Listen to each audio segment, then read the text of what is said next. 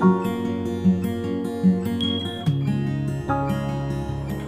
and welcome to Biology by everyone. This is your educator Bihu Prasad Rathore, and in this video we are going to discuss about the Nobel Prize 2022 in Medicine, which was given in Human Evolution field. So we will see how this award is given, why this award is given, and how it is important from a mankind aspect. So keep watch this video till the end to get all the informations. Thank you. So in this video we are going to discuss about the Nobel Prize that was given in medicine in October 3rd, 2022. The Nobel Assembly at Karolinska Institute has decided to give the award to Svante Pääbo for his discoveries concerning the genomes of extinct hominins and human evolution.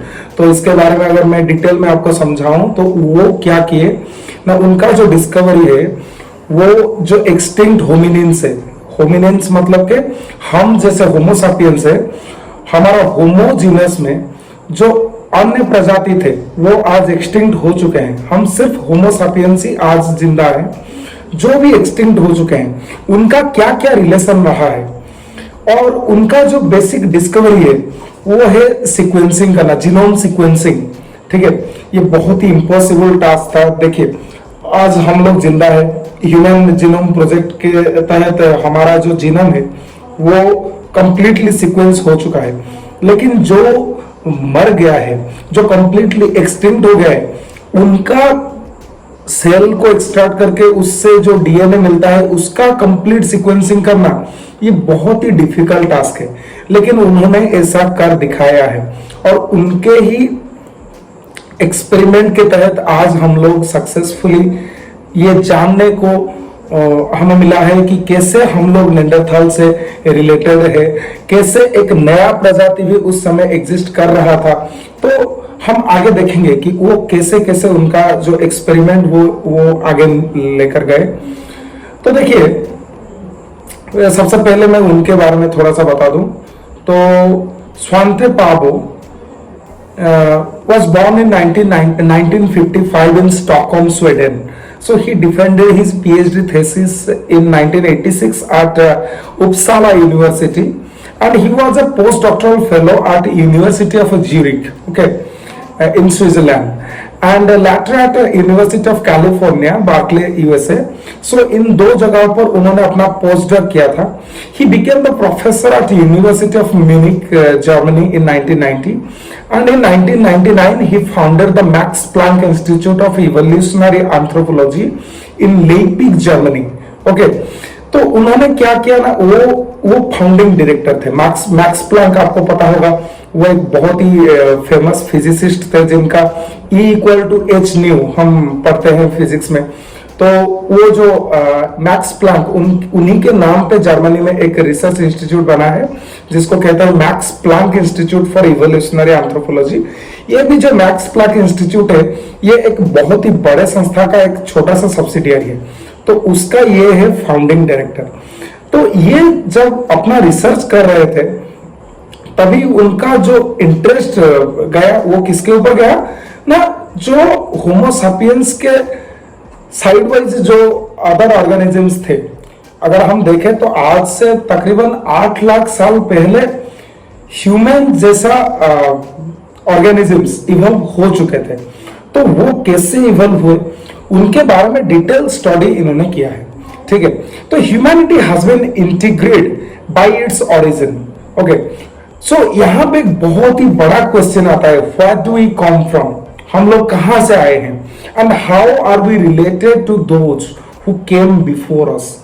हमसे पहले जो organisms थे उनके साथ हम लोग कैसे relationship maintain किए हैं, उसके ऊपर भी एक बहुत ही बड़ा क्वेश्चन मार्क है जिसको इन्होंने सॉल्व किया है। Through his Pioneer research Svante पाबो अकम्प्लिश्ड समथिंग सीमिंगली इम्पॉसिबल। तो उन्होंने कुछ ऐसा कर दिखाया जो कि बहुत ही इम्पॉसिबल टास्क था। क्या ना, sequencing the genome of Neanderthal, an extinct relative of present day humans. आप लोगों में से जिन लोगों ने ह्यूमन इवोल्यूशन के बारे में पता होगा, जिनको भी पता होगा, वो लोग जानते होंगे कि हम सिर्फ होमो सापियंस नहीं थे, हमारे साथ होमो इरेक्टस भी थे, होमो नेंडरथालिस थे, देन रामापिथिकस, ऑस्ट्रालोपिथिकस, ऐसे कई तरह के ऑर्गेनिजम्स थे। लेकिन आज सिर्फ होमो सापियंस है, होमो जीनस में और कोई भी दूसरा प्रजाति नहीं है। तो वो जो एंशिएंट टाइम पे रहते थे, होमो इरेक्टस, होमो नेंडरथालिस, हम लोग उनसे कैसे रिलेटेड है, हमारा इवोल्यूशन कैसे हुआ है, इसके ऊपर इन्होंने रिसर्च किया है। तो इन्होंने एक बहुत ही बड़ा इम्पॉसिबल टास्क करके दिखाया है, जैसे कि वो सीक्वेंसिंग करने में सक्सेसफुल रहे हैं। जो नेंडरथाल के जीनोम है उसको इन्होंने सीक्वेंस कर दिया है, and extinct relative of present day humans. तो आज का जो ह्यूमन है उनके साथ इनका क्या क्या रिलेशन था, ये हमें उस सीक्वेंसिंग से पता चल सकता है। He also made the sensational discovery of a previously unknown hominin, that is Denisova. Okay, so Denisova is another species. Okay, it is not exactly like the Neanderthals. They are completely separate species. अगर आप देखोगे तो Denisova जो है उसको इन्होंने कैसे पाया ना, एक अंगूठा का फसिल, ओके, फिंगर फसिल से, वो भी डेनिसोवा के केव में। एक डेनिसोवा का एक एरिया है और उस एरिया के जो केव होता है उस केव में उन्होंने एक फिंगर का फसिल पाया था, और उसी फसिल से इन्होंने डिस्कवरी किया है उस स्पेसिस के बारे में। और वो कंप्लीटली डिफरेंट स्पेसिस है नेंडरथाल से और होमो सापियंस से। तो कैसे ये सब हो चुका है अभी हम देखेंगे।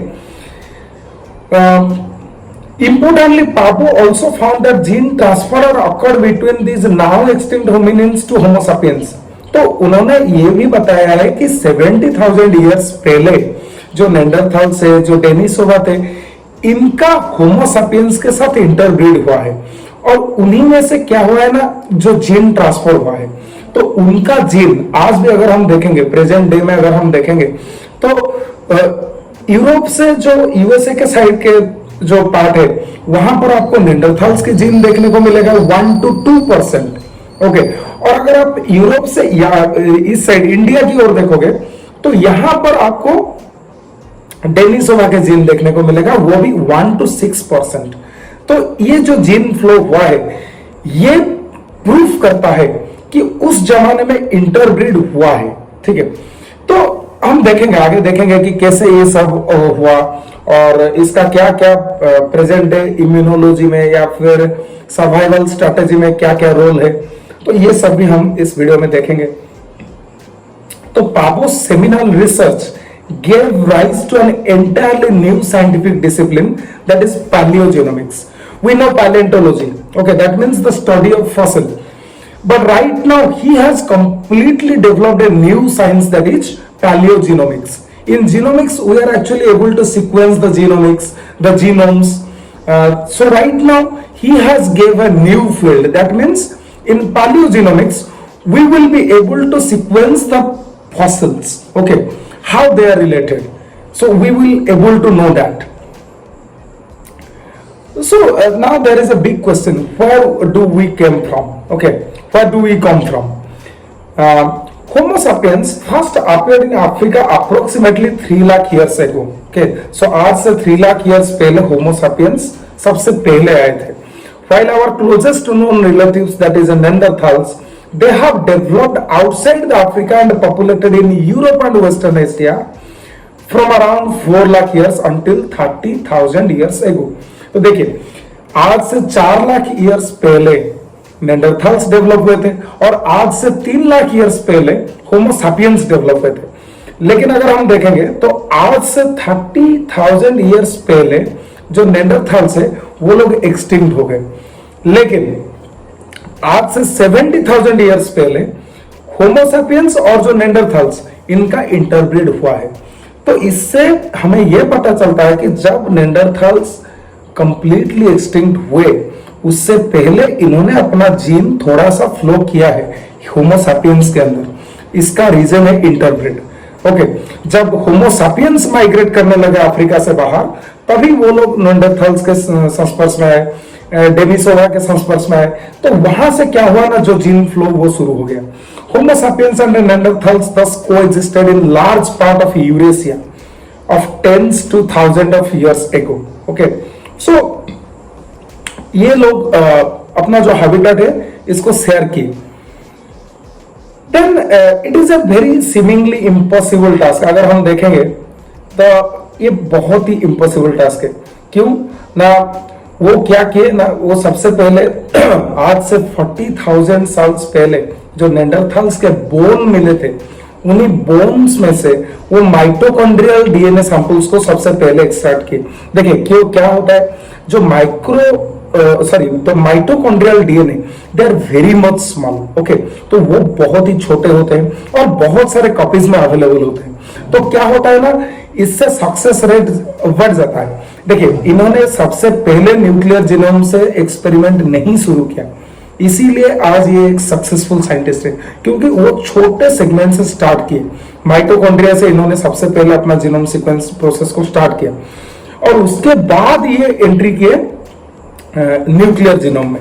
तो सबसे पहले जैसे वो माइटोकॉन्ड्रियल डीएनए को लेकर आए, उसको सीक्वेंस किया।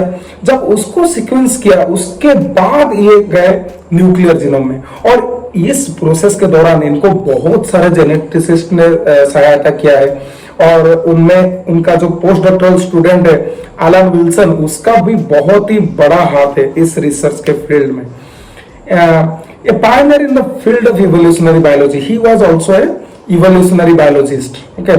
तो इससे क्या होता है ना, ये सक्सेसफुल है कि कैसे हमारा जो नेंडरथाल्स के जीन है वो ह्यूमन जीन के साथ कैसे सिमिलरिटी शो कर रहा है, इसको इन्होंने अपना स्टडी में दिखाया है। फिर इन्होंने क्या किया ना, in 1990 Paabo was recruited in university of Munich, okay, for as a new appointed professor he continued his work on archaic DNA, okay, that means जो archaic DNA, that means जो ancient DNA है उसके ऊपर इन्होंने study किया, उसको continue किया। Papa managed to sequence a region of mitochondrial DNA from a 40,000 years old piece of bone that and thus for the first time we had access to a sequence from an extinct relative, okay। तो इससे क्या हुआ ना, जो 40,000 years पहले जो species extinct हो गया था उसका जब डीएनए सीक्वेंस हो गया, तो इससे हमें एक बहुत ही बड़ा फायदा मिला कि हमें जानने में आया कि कैसे होमो सैपियंस के साथ ये लोग अपना जो क्या जीनोमिक सीक्वेंसेस को शेयर कर रहे हैं। He sequenced the Neanderthal genome. Pavo accomplished the seemingly impossible and could publish the first Neanderthal gene sequence in 2010. In 2010 में इन्होंने सबसे पहले पब्लिश किया कि कैसे इन्होंने नेंडरथाल के सीक्वेंस को सीक्वेंसिंग किया है, उसका जो डीएनए है उसको सीक्वेंसिंग किया है। Comparative analysis demonstrated that the most recent common ancestor of Neanderthals and Homo sapiens lived around 8 lakh years ago। देखिए इसी से पता चलता है कि आज से 8 लाख साल पहले जो होमो सापियंस है और जो नेंडरथाल्स है उनका जो कॉमन एंसेस्टर है, फाइलोजेनेटिक ट्री में अगर हम जाएंगे तो उनका जो कॉमन एंसेस्टर है वो आज से 8 लाख साल पहले मौजूद था। उसके बाद उससे नेंडरथाल्स एक डिफरेंट ब्रांच में इवोल्यूशन किए और जो होमो सैपियंस है वो एक अलग लाइन से इवोल्यूशन किए। और उसी समय इन्होंने क्या किया ना, इन्होंने डेनिसोवा के जो केव है वहां से इनको एक फिंगर का बोन मिला और उसको भी इन्होंने सीक्वेंस किया, और उसी सीक्वेंस से इनको पता चला कि वहां पर एक दूसरी प्रजाति भी मौजूद था। इन 2008 a 40 years old fragment of a finger bone was discovered in Denisova, okay। तो डेनिसोवा के जो केव है जो कि साइबेरिया में मौजूद है, वहां से इनको एक फिंगर का पार्ट मिला। उस फिंगर के पार्ट से वो डीएनए को सीक्वेंस करने में सक्सेसफुल रहे और वो पता चला कि वो कंप्लीटली डिफरेंट है, वो ना तो नेंडरथाल से ना तो होमो सैपियंस से, वो कंप्लीटली डिफरेंट है और उसका उन्होंने नाम दिया डेनिसोवा। तो उससे पता चलता है कि जो नेंडरथाल्स है, डेनिसोवा और होमो सैपियंस है, ये लोग डिफरेंट लाइनेज में डेवलप किए। अगर आप इनका फाइलोजेनेटिक ट्री देखोगे तो एक कंप्लीटली कॉमन एंसेस्टर रहा है, जिससे सिंपांजी डेवलप किया है, जिससे होमो सैपियंस डेवलप किया है, और होमो सैपियंस के साथ ही साथ नेंडरथाल्स और डेनिसोवा भी डेवलप किए हैं। पापा's discovery have generated a new understanding of our evolutionary history। तो उनका जो था, उनका जो डिस्कवरी था, वो हमें एक बहुत ही इंटरेस्टिंग लाइन दे चुका था। At the time when Homo sapiens migrated out of Africa, जब अफ्रीका से Homo sapiens बाहर निकले, at least 2 extinct hominin populations inhabited Eurasia, कुछ यूरोप और एशिया वहां पर जाके कुछ सरवाइव किए, जो कि नेंडरथाल के साथ रहे, क्योंकि नेंडरथाल्स वेस्टर्न यूरेशिया में थे और जो डेनिसोवा थे वो ईस्टर्न यूरेशिया में थे। तो उससे क्या हुआ ना, वेस्टर्न यूरेशिया और ईस्टर्न यूरेशिया यहां से ही ज्योग्राफिकल डिस्ट्रीब्यूशन हो गया है। तो आप अगर देखोगे आज के वक्त में जो होमो सापियंस मौजूद होते हैं वेस्टर्न यूरेशिया के साइड से, अगर आप बीच में अफ्रीका को रखिए, अफ्रीका से अगर आप अमेरिका की ओर जाएंगे तो वहां पर आपको नेंडरथाल्स के जीन 1 to 2% इंटरमिक्स होकर मिलेगा। और अगर आप अफ्रीका से यहां पर आओगे अपना इंडिया की साइड पे, तो आप देखोगे कि यहां पर आपको जो डेनिसोवा है इनका जीन आपको 1 to 6% मिलेगा। तो ये क्या होता है ना, ये एक हमें एक दे देता है, हमें एक इंफॉर्मेशन देता है कि उनका जीन आज के होमो सापियंस के साथ इंटरब्रीड हुआ है। और देखिए इससे हमें बहुत ही फायदा भी मिला है। ऐसा नहीं है कि हम उनके जीन को लेकर हमें कोई प्रॉब्लम आई है, कि कोई दिक्कत आई है, नहीं, हम लोग बहुत ही बेनिफिटेड हुए हैं। कैसे, अगर हम देखेंगे तो जो नेंडरथाल्स के जीन है वो आज हमें बहुत ही इम्यूनिटी प्रोवाइड करने में हेल्प करता है। अगर हम डेनिसोवा के जीन देखें तो उनसे हमें जो ऑक्सीजन लेवल में है, देखिए अगर हम हाई अल्टीट्यूड में जाएंगे तो वहां पर ऑक्सीजन डेफिसिट होगा और हमें उस कंडीशन में सरवाइव करने के लिए जो जीन मिलता है, उस जीन को अगर आप देखोगे EPAS1 आप सर्च कर सकते हैं, EPAS1 वो जो जीन है वो जीन हमें उन्हीं से मिला है। तो Denisovan version of EPAS1 which confers an advantage for survival at high altitude, हम लोग को ऑक्सीजन जो इम्बैलेंस होता है उसमें सरवाइव करने के लिए ये जीन हमें सहायता करता है। और इसी जीन को आप आज के डेट में तिब्बतियन में देखने को आपको देखने को मिलेगा। Other examples are Neanderthal genes that affect our immune response to different type of infections। तो आज के डेट में हम जो डिफरेंट तरह के इन्फेक्शंस होता है उसको हम जैसे डील करते हैं, उसमें बहुत सारा हेल्प करता है ये जो नेंडरथाल्स के जीन होते हैं। तो इनका जो डिस्कवरी एक बहुत ही माइंड ब्लोइंग डिस्कवरी है और इसी डिस्कवरी के लिए इनको अभी नोबेल प्राइज मिला है। और ये देखिए ह्यूमन इवोल्यूशन में ये एक कंप्लीटली न्यू डिसिप्लिन को शुरू कर दिया है, जैसे कि पैलियोजेनोमिक्स के बारे में आप अभी सुने होंगे। तो इससे क्या होगा ना, आगे बहुत तरह के रिसर्चेस ह्यूमन इवोल्यूशन के ऊपर डेवलप होगा। देखिए उनका स्ट्रैटेजी को यूज करके हम लोग फसल को एनालिसिस कर सकते हैं, उसका सीक्वेंस कर सकते हैं और उससे क्या होगा ना, हम डिफरेंट तरह के मेडिसिन डेवलप कर सकते हैं। देखिए हमें अगर ह्यूमन इवोल्यूशन के बारे में पता होगा, हम अगर जीनोमिक सीक्वेंस कर सकते हैं, तो उसके आधार पर हमें जो आज के डेट में जो इन्फेक्शन होता है, जो डिजीजेस होता है, जो कैंसर से जो जैसे कि बहुत तरह के difficulties means very hard hazardous diseases होता है, उसके अगेंस्ट हम लोग मेडिसिन या फिर कुछ नया ट्रीटमेंट के तरीके उसको हम डेवलप कर सकते हैं। तो ये बहुत ही इंपॉर्टेंट माना जा रहा है इसी के एस्पेक्ट पे। तो आज का वीडियो इतना ही था and thank you very much for watching this video till the end and I hope you understand how this Nobel prize will in medicine is going to help the human being in a bigger aspect।